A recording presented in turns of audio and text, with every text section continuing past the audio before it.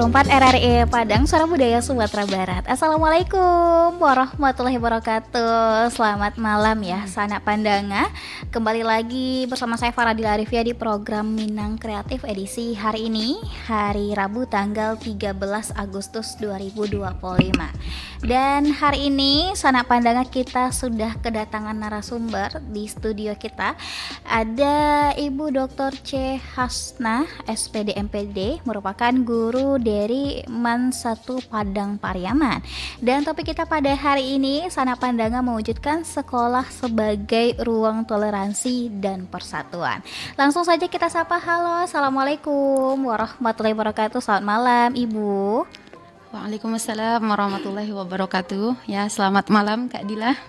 Oke, selamat malam Cikgu ya. Masya Allah, keren banget, masih muda tapi udah S3. Apa sih tipsnya Cikgu?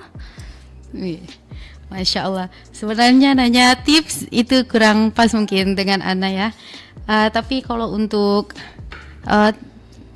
yang penting itu belajarnya gimana? Oh gitu? Ya, belajarnya.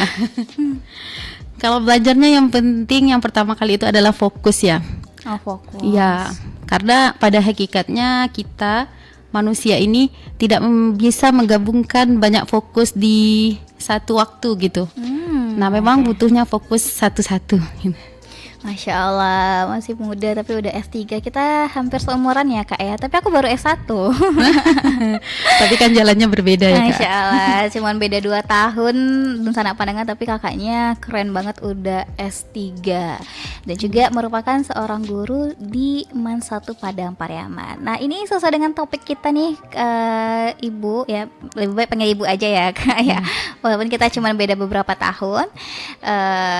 Ibu guru, jadi topik kita itu adalah mewujudkan sekolah sebagai ruang toleransi dan persatuan. Nah, ini Bu Hasnah ya panggilannya ya. Iya. Bu Hasnah.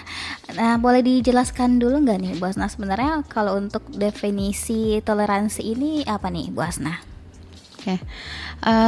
Pertama-tama toleransi itu sebenarnya kan sikap yang harus ada pada diri seseorang. Siapapun orangnya itu harus mempunyai sikap toleransi ini. Jadi toleransi itu adalah sikap yang menunjukkan penerimaan atau penghormatan dan penghargaan terhadap keberagamaan, terhadap perbedaan antara diri individu atau diri kita dengan orang lain gitu. Oke, sikap penerimaan ya, dan juga menghargai ya, karena kan sesuai dengan kita orang Indonesia memiliki keberagaman budaya ya Kak ya, suku, ras, agama. Kita di Indonesia ini Bhinneka Tunggal Ika, jadi walaupun berbeda-beda tetapi tetap satu jua ya Kak ya. Iya, betul. Oke, nah jadi kalau untuk toleransi adalah sikap penerimaan dan juga penghargaan. Nah, kalau untuk makna toleransi dalam konteks kehidupan sekolah bagaimana nih Kak Hasnah? Oke. Toleransi dalam kehidupan sekolah itu berarti kita menghargai atau menghormati setiap individu yang berbeda dengan kita, atau terutama itu dari segi siswa, karena siswa itu pasti dia berasal dari latar belakang yang berbeda-beda. Dia berasal dari kadang dari agama yang berbeda juga gitu, budaya, suku. Tapi pada dasarnya di dunia pendidikan atau di sekolah tidak hanya terbatas pada suku, ras, budaya atau etnis saja terkait dengan toleransi ini, tetapi juga bagaimana individu itu dia berperilaku terhadap sesama temannya, bagaimana dia dengan guru, bahkan antara staf di dalam lembaga pendidikan itu sendiri. Oke. Jadi bagaimana berperilaku ya, selain siswa juga staf di lembaga atau sekolah itu sendiri ya Kak Hasnah ya? Iya. Oke. Nah, kenapa sih Kak pentingnya nih untuk menjadikan sekolah sebagai ruang untuk menumbuhkan nilai-nilai toleransi ya? Oke. Toleransi itu Sebenarnya tidak hanya secara umum ya toleransi itu dibahas. Kita dalam Islam itu toleransi itu juga sudah diajarkan sebenarnya. Namanya adalah tasamuh. Tasamuh itu saling menghargai, tidak boleh merendahkan antara satu yang dengan yang lain. Bahkan walaupun kita berbeda agama, di Islam pun itu diajarkan bahwasanya kita itu adalah sama gitu. Kamu dengan agamamu, aku juga dengan agamaku. Itu tidak ada masalah gitu. Nah, kenapa penting toleransi ini di dunia pendidikan atau di sekolah? Yang pertama itu adalah untuk mencegah konflik. Karena seseorang dengan latar belakang yang berbeda, dengan kebiasaan yang berbeda, dengan agama yang berbeda, kalau dia tidak memiliki sikap toleransi, bisa saja dia merasa dia yang paling benar gitu. Nah, kalau seseorang dia sudah merasa dia yang paling benar, maka konflik itu pasti akan dengan sangat mudah terjadi. Selanjutnya itu untuk membentuk karakter baik. Nah, di dunia sekolah, dalam dunia pendidikan itu kan dinilai segala aspek. Mungkin yang kita dengar selama ini yang dinilai itu adalah, oh anaknya ini pintar, anaknya ini juara olimpiade. Padahal tidak sebatas itu saja gitu. Yang dinilai itu juga afektifnya, sikapnya bagaimana. Nah, di dalam sikap ini, di dalamnya itu termasuk toleransi salah satunya. Oke, jadi sangat penting ya Kak ya untuk toleransi ini di sekolah. Berarti di sekolah itu memang diajarkan toleransi sejak dini. Ya, benar. Bahkan toleransi itu harus dibiasakan. Makanya di sini di toleransi di sekolah, kalau kita melihat sekolah pasti pandangan utama kita itu tertuju kepada siswa, kepada peserta didiknya. Nah, dalam hal ini guru itu juga memegang peran penting karena di dunia sekolah pasti yang mengendalikan itu adalah guru gitu. Tidak bisa lepas dari pengawasan guru, dan toleransi ini memang harus dibiasakan setiap hari. Tidak bisa toleransi itu dalam sehari saja kita mempelajari, oh toleransi itu begini-begini. Dalam sehari itu bisa orang menerapkan langsung, tidak, tapi itu butuh pembiasaan. Oke, butuh waktu juga ya. Betul. Nah ya, oke. Berarti memang kalau untuk toleransi ini guru-guru sudah mengajarkan sejak dini ya Kak, itu sejak di bangku SD. Ya, bahkan dari TK, bahkan itu dari rumah gitu. Orang tua di sini juga berperan penting sebenarnya. Karena kan walaupun sebagian besar waktu anak-anak itu dia di sekolah, apalagi sekarang sudah sistemnya full day, dialokasikan waktunya pasti di lingkungan sekolah. Sebagian besarnya itu waktu peserta didik ini. Nah, jadi di lingkungan keluarga sebagai madrasah pertama gitu, keluarga berperan penting juga. Tidak mungkin kalau hanya sekolah saja yang menerapkan kamu tidak boleh begini, kamu harus menghargai teman, tidak boleh mengucilkan teman, tapi di rumahnya orang tuanya tidak membantu mensupport itu juga akan sangat susah. Makanya di sini setiap lingkungan peserta didik itu dibutuhkan untuk saling support. Oke, berarti ini memang ada kerja sama antara guru dan juga orang tua ya Kak ya. Ini memang ada kolaborasi orang guru dan orang tua, memang ada komunikasi nggak perihal toleransi kepada siswa ini? Harusnya ada. Bahkan dari awal siswa masuk ke sebuah sekolah pasti akan diadakan rapat kan, pertemuan orang tua dengan pihak sekolah supaya menyatukan visi dan misi antara sekolah dengan orang tua. Karena peserta didik itu sebenarnya dipengaruhi selain lingkungan sekolah juga lingkungan keluarga, bahkan lingkungan masyarakat di sekitarnya. Oke. Nah, ini Kak, apa sih tindakan toleransi yang dilakukan di lingkungan sekolah ya? Ini termasuk dari segi peserta didik, murid, dan juga guru. Apa nih tindakan toleransinya, Kak Asna? Oke, yang pertama mungkin dari segi perbedaan agama ya. Karena kita di Sumatera Barat, walaupun katanya mayoritas itu adalah Islam, juga kita mempunyai saudara-saudara kita yang non-muslim gitu. Nah, yang pertama itu dalam menghargai tentang perbedaan ibadah. Nah, di saat orang-orang yang muslim melaksanakan ibadah, teman-temannya yang non-muslim itu juga difasilitasi, boleh dia ke perpustakaan atau dia kemana gitu. Jangan sampai kita mendiskriminasi, kita jangan sampai membeda-bedakan atau mengucilkan teman kita atau saudara kita itu yang berbeda keyakinan. Yang kedua, di lingkungan sekolah itu ditanamkan kepada peserta didik untuk tidak memilih-milih teman, mau duduk dengan siapapun. Kadang kan banyak yang kita lihat itu siswa itu kan dia suka memilih-milih teman gitu. kadang dari latar belakangnya, oh ya saya hanya ingin berteman dengan teman-teman yang sama latar belakang sosialnya. Nah itu sebisa mungkin itu juga harus jadi perhatian khusus oleh guru. Selanjutnya itu membantu tanpa membedakan baik itu dari siswa maupun guru dan staf pendidikannya.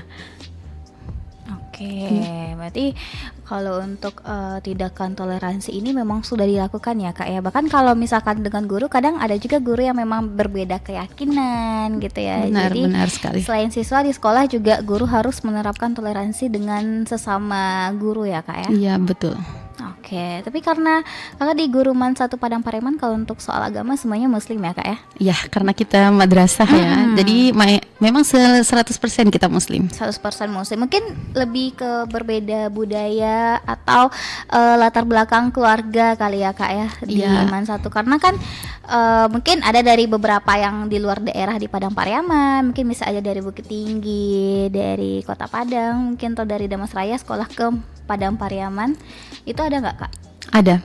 Kalau untuk itu ada, terutama itu kita yang berbeda daerah ya. Kadang kan ada di Iman 1 Padang Pariaman itu yang berasal dari Pasaman. Nah, berasal dari Pasaman itu salah satunya kan bahasanya ada perbedaan dengan kita. Apalagi antara Pasaman dengan Pasaman bertemu, itu udahlah bersatu mereka itu kan. Oke, karena walaupun kita Sumatera Barat ya Kak ya, tapi setiap daerah, kota dan kabupaten ini pasti memiliki perbedaan bahasa, dialek gitu ya Kak ya. Iya, betul sekali. Oke. Bahkan perbedaan itu dijadikan suatu kekayaan gitu bagi siswa-siswi di Iman 1 Padang Pariaman. Nah, contohnya kita di Padang Pariaman itu ada teman yang berasal dari Sungai Geringging gitu kan. Nah, kalau di Sungai Geringging dia tuh kan suka bicaranya pakai moh gitu. Apa namanya? Kalau kita mah akan gitu. Kalau orang di sana itu kalau kita mah gitu. Jadi kita juga punya pengetahuan baru gitu. Oke, ini baru tahu nih Kak, kalau di sana pakai moh. Oh iya. Kirain mah semuanya. Enggak. Berarti kalau di sana iyo moh gitu ya? Ya, iyo moh deh tuh moh gitu. Oke, tapi itu kan kita dalam bentuk toleransi ya Kak. Tapi itu nggak ada ya yang sesama murid ngetawain soal-soal moh-moh ini? Oh enggak, kalau untuk menertawakan enggak. Paling murid lain itu dia saling ingin mencoba gitu bahasa dari teman-temannya. Kadang teman-teman yang dari Mandahiling itu dia kan suka ngomong itu udah mangan gitu. Kadang kita juga suka-suka niru gitu. Udah mangan itu kan makan bahasa kitanya. Oke. Gitu. Oke, jadi itulah salah satu bentuk toleransi ya Kak ya. Selain agama juga perbedaan budaya. Iya, betul. Kebiasaan. Oke. Nah, kalau misalkan nih Kak Hasnah, ada beberapa faktor yang tidak menerapkan toleransi nih di lingkungan sekolah.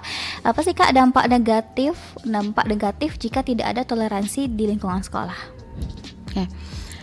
Ya, toleransi sebagai salah satu indikator ya yang memang harus diterapkan dan menjadi perhatian khusus di semua tempat. Sebenarnya tidak hanya di sekolah saja. Nah, kalau di toleransi ini tidak diterapkan, akan banyak dampaknya dalam dunia pendidikan itu. Yang pertama akan munculnya diskriminasi gitu. Nah, munculnya diskriminasi ini kalau seandainya adanya intoleransi gitu. Contohnya, misalnya guru kadang dalam kasus-kasus itu kan sering kita melihat kalau kadang membedakan antara satu kelompok, mungkin orang di sini orangnya putih-putih, cantik-cantik, ganteng-ganteng gitu, dan bagian lain ini mungkin dia kurang putih gitu. Nah, kadang kalau seandainya guru memiliki sifat yang melihat, oh ya ini dia lebih bagus, ini dia kurang bagus, maka di situ nanti akan lahir perlakuan-perlakuan yang tidak adil jadinya gitu. Lebih memperhatikan siswa yang lebih secara secara pandangan mata gitu. Padahal kan semua siswa itu kan dia hebat sebenarnya. Dia kan punya keunikan sendiri-sendiri gitu. Tidak ada juga manusia ini yang sempurna kan. Yang kedua, kalau seandainya toleransi ini tidak ada, maka perilaku bullying akan meningkat gitu. Sedangkan sekarang saja digencar-gencarkan toleransi itu masih banyak kan terjadi bullying di sekitar kita gitu. Bahkan ada siswa yang menganiaya temannya, ada siswa yang memukul temannya, bahkan ada sampai yang meninggal dunia gitu. Selanjutnya kalau intoleransi itu dia akan menyebabkan kehilangan kepercayaan diri, rasa percaya diri bagi siswa gitu. Selanjutnya itu sulit terjadinya kerjasama dan lingkungan belajar itu menjadi tidak kondusif. Siswa yang harusnya dia berani untuk berbicara, berani untuk mengemukakan pendapat, karena saat dia ngomong mungkin diolok-olok oleh temannya, maka itu akan menjadikan dia tidak percaya diri gitu. Dia akan menarik diri dari lingkungannya. Oke. Berarti banyak juga dampak negatif ya Kak ya terhadap intoleransi ya di lingkungan sekolah. Memang tadi Kak Hasnah ya atau Wasnah tadi juga udah menyampaikan, memang kalau untuk toleransi ini sebaiknya dikajarkan sejak dini ya, supaya kedepannya itu lebih meningkatkan toleransi gitu ke pribadi siswa. Karena kalau dilihat sekarang ya Kak ya, bukan hanya di lingkungan sekolah perihal bullying gitu, bahkan di kantor, di beberapa lembaga itu juga sempat viral ya, itu ada yang perundungan gitu, ada senioritas gitu. Jadi sebenarnya memang lebih baik diajarkan sejak dini ya Kak ya. Iya, sebenarnya kalau untuk sifatnya itu adalah sikap, itu tidak cukup hanya diajarkan tapi dibiasakan sebenarnya. Kalau hanya untuk diajarkan berarti kan kita hanya memberitahu gitu. Harusnya apa? Memang diterapkan. Memang di sekolah itu selain dijelaskan, Ananda kita harus menghargai teman ya. Di saat teman ngomong kita harus mendengarkan ya gitu. Di saat teman itu punya pendapat yang berbeda dengan kita tetap menghargai ya gitu. Kalau kita ingin menyanggah, sanggahlah dengan cara yang baik gitu. Dan itu memang harus diterapkan dalam pelaksanaan pembelajaran. Tidak cukup hanya diucapkan saja, nanti siswa itu bebas dia mau ngapain, tidak bisa, harus tetap dalam kendali kita. Misalnya di luar kelas kita menemukan siswa yang suka mengolok-olok temannya, itu kan sebenarnya hal yang wajar ya, hal yang banyak terjadi dimanapun gitu. Nah di saat kita sebagai guru atau sebagai teman melihat hal itu terjadi, segera mungkin itu harus dicegah gitu. Jangan dibiarkan. Nanti kalau dibiarkan, yang korban ini dia sampai merasa tertindas dalam dirinya gitu, itu akan berdampak kepada psikologisnya.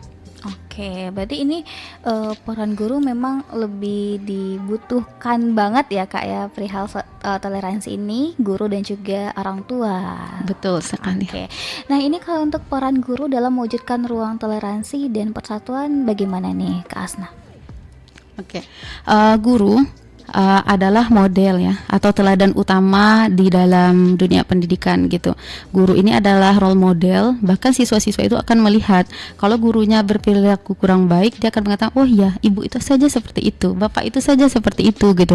Tapi pada saat kalau seandainya guru itu berhasil dia menjadi role model untuk siswanya itu, bahkan siswa itu lebih mendengarkan kata guru daripada kata orang tuanya gitu. Apalagi itu di tingkat dasar ya. Nah kalau di tingkat dasar tuh biasanya apa yang dibilang oleh guru memang itu yang dibawa oleh peserta didik itu pulang gitu.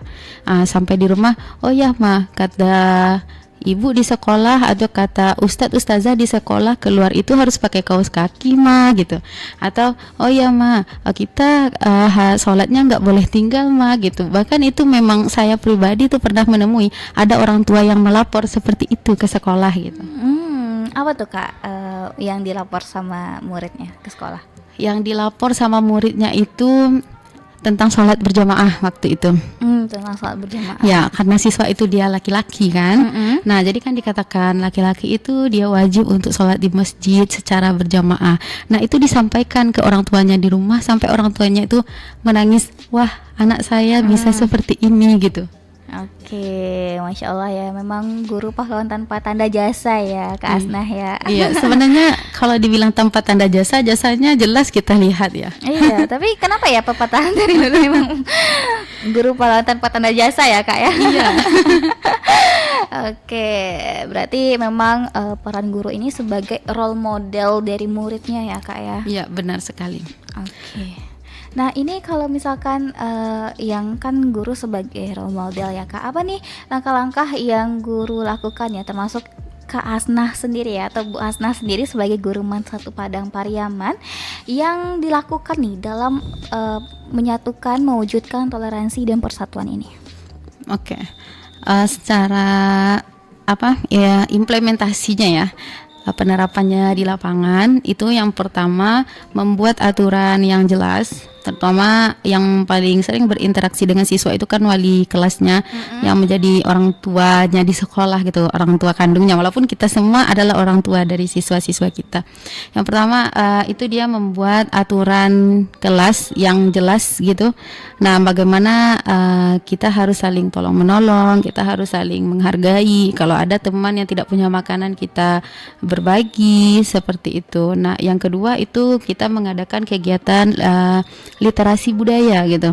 Nah, di sana biasanya kita mengadakan pameran makanan daerah gitu, atau menggunakan pakaian adat daerah, menarikan tarian-tarian daerah gitu. Tujuannya apa? Supaya siswa ini tahu, oh ya ada ya daerah ini punya makanan ini. Oh ya ada ya daerah ini dia tariannya seperti ini. Oh, jadi pakaian adat ini adalah pakaian adat pakaian ini adalah pakaian adat daerah ya gitu. Jadi sehingga dia tahu ini bukan, kadang kan kita yang jarang kita lihat itu kan mungkin terlihat lucu ya, terlihat aneh karena kita tidak biasa melihatnya. Nah, dengan diadakannya literasi budaya tadi, siswa itu jadi tahu, oh ya ini adalah pakaian adat orang sana. Oh ya, jadi itu bukan hal yang untuk diolok-olok gitu. Nah, selanjutnya itu dalam kegiatan pembelajaran siswa itu diadakan kerja kelompok campuran gitu. Maksudnya apa? Siswa itu dikelompokkan secara heterogen gitu.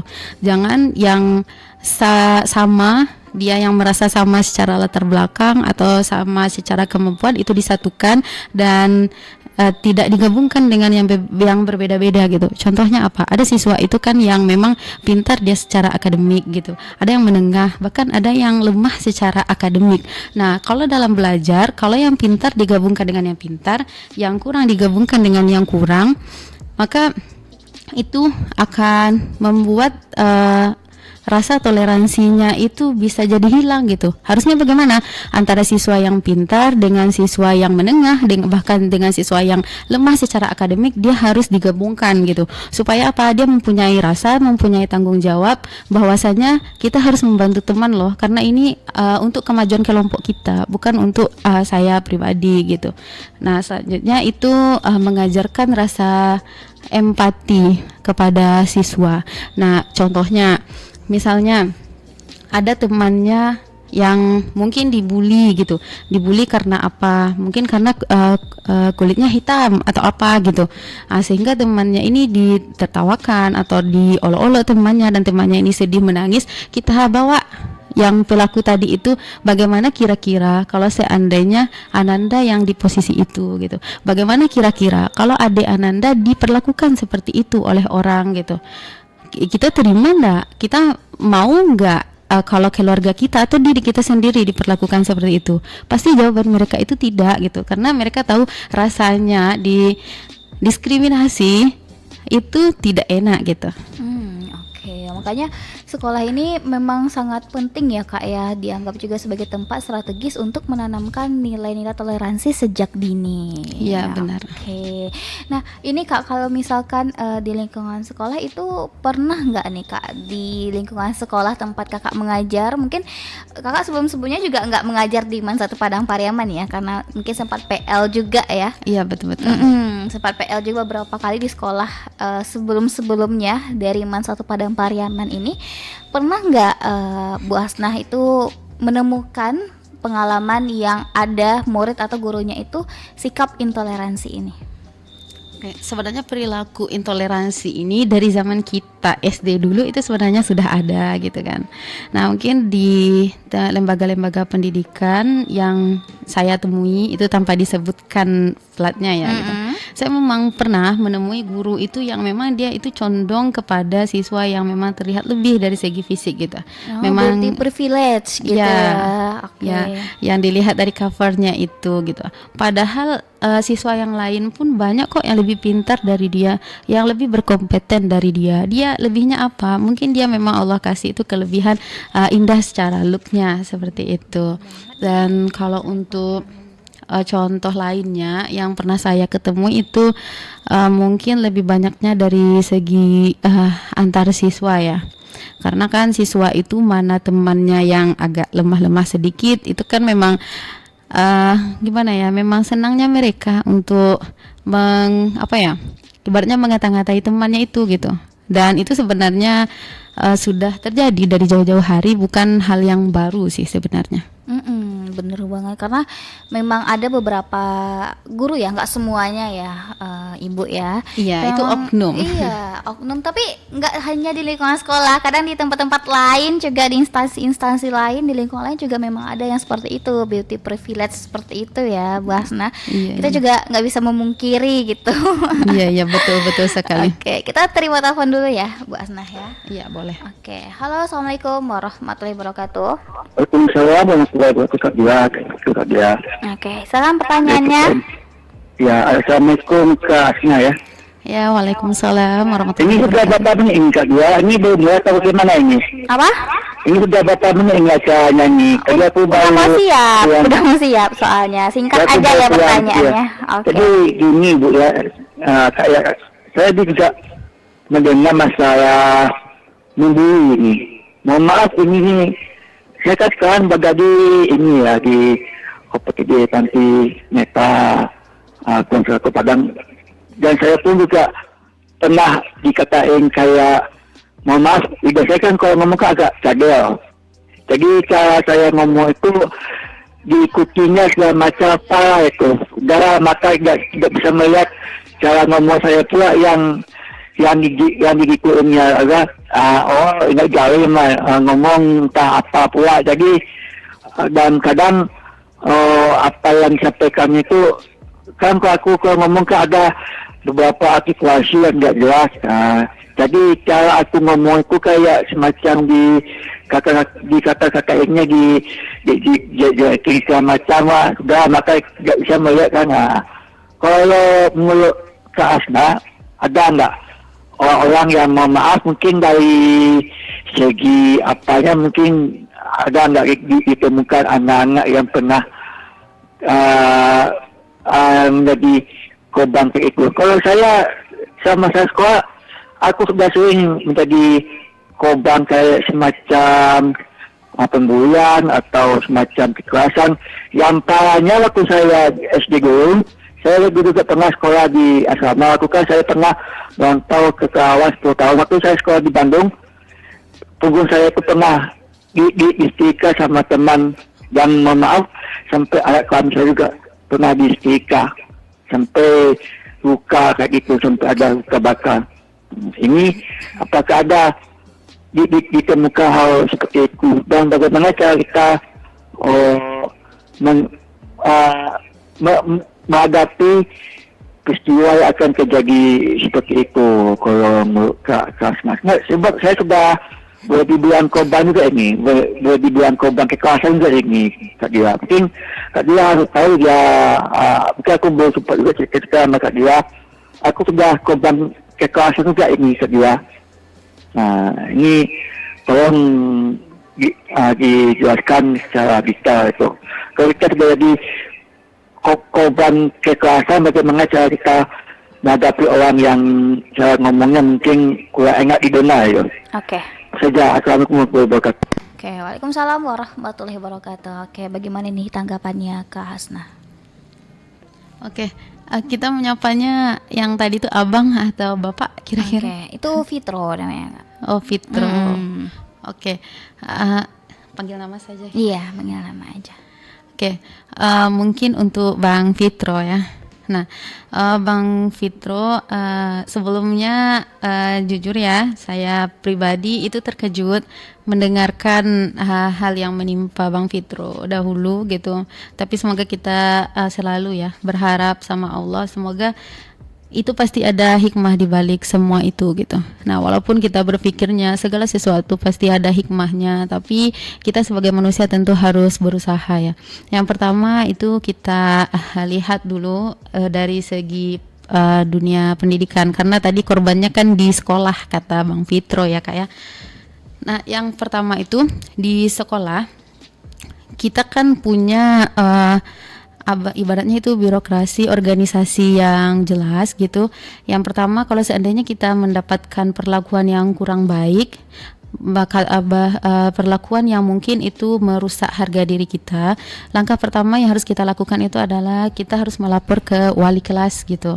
Kita kan punya orang tua nih, ada tempat kita untuk mengadu di sekolah gitu. Jangan ditahan, kita harus berani gitu. Karena biasanya orang yang melakukan bullying seperti itu, dia bukan sendiri biasanya. Dia pasti ada komplotan yang mendukung dia untuk bisa melakukan itu gitu.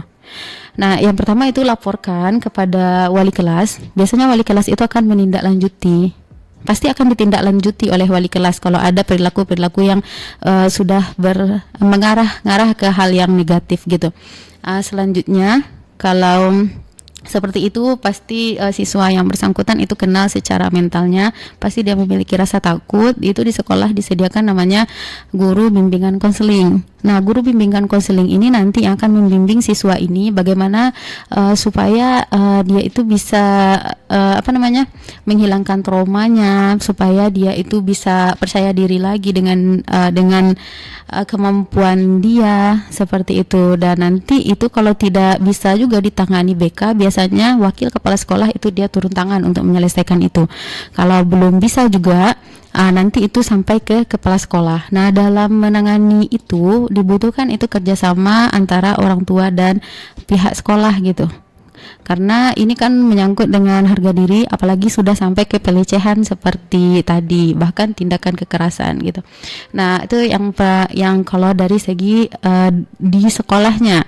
Nah, kalau dari segi kita pribadi itu juga harus menjaga diri kita gitu.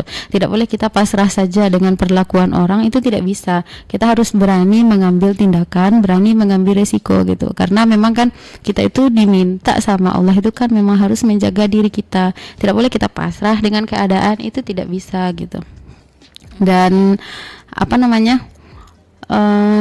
mungkin di sini ya juga peran guru tadi lagi-lagi gitu. Biasanya di satu sekolah itu kalau seandainya memang diberikan perhatian yang lebih gitu, memang dievaluasi secara berkala, itu biasanya tindakan-tindakan yang sampai melewati batas seperti tadi itu bisa diatasi. Dicegah ya. Oke, nah ini Kak Hasna, apa sih tantangan utama ya dari guru dalam mewujudkan sekolah sebagai ruang yang inklusif dan toleran terhadap keberagaman? Apa sih tantangan utamanya Kak sejauh ini? Sebenarnya kan di dalam sekolah itu kita bukan berdiri sendiri ya, kita bukan bergerak sendiri, tapi kita itu bergerak bagaikan sebuah komunitas yang saling bahu membahu gitu. Nah, kalau untuk tantangannya ya, mungkin tantangannya itu di saat ada siswa yang memang di lingkungannya itu dia belum terbiasa dengan perilaku-perilaku yang positif gitu. Mungkin di lingkungannya dia hidup di daerah yang suka bergaul dengan orang-orang yang keras seperti itu kan, orang-orang yang terbiasa dengan berkata-kata yang kurang baik. Nah, disitulah mungkin peran kita sebagai guru harus bekerja ekstra gitu, harus memberikan perhatian yang lebih kepada siswa yang bersangkutan. Karena kalau itu ya, hal seperti itu saya rasa di setiap sekolah pasti akan ditemui gitu. Oke nih, nggak berasa nih Kak Hasna udah jelang pukul 9 ya. Kurang lebih kita udah ngobrol 45 menit. Nggak berasa banget Kak Hasna.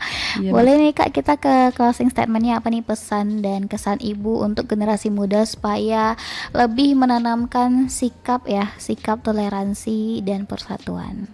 Oke. Untuk kesimpulannya ya dari pertemuan kita malam ini, itu toleransi dan persatuan di lingkungan sekolah adalah pondasi utama terciptanya suasana belajar yang aman, damai, dan produktif. Nah, sekolah ini sebagai miniatur masyarakat sebenarnya menjadi tempat strategis untuk menanamkan nilai-nilai sikap-sikap yang positif itu sejak dini. Nah, melalui sikap saling menghargai perbedaan, menghindari diskriminasi, dan bekerja sama antar lintas latar belakang, siswa akan terbentuk menjadi pribadi yang berempati, terbuka, dan siap hidup di tengah keberagaman. Nah, tanpa toleransi sekolah ini akan akan rentan terhadap perpecahan, terhadap bullying dan suasana belajar yang tidak kondusif. Sebaliknya, dengan toleransi dan persatuan yang terjaga, sekolah akan menjadi ruang yang bukan hanya mencerdaskan, tetapi juga membentuk karakter generasi penerus bangsa yang siap menjaga keutuhan masyarakat di masa depan, insyaallah. Oke, karena guru membentuk ini ya Kak ya, generasi muda Indonesia emas menuju 2045 ya. Iya, betul sekali.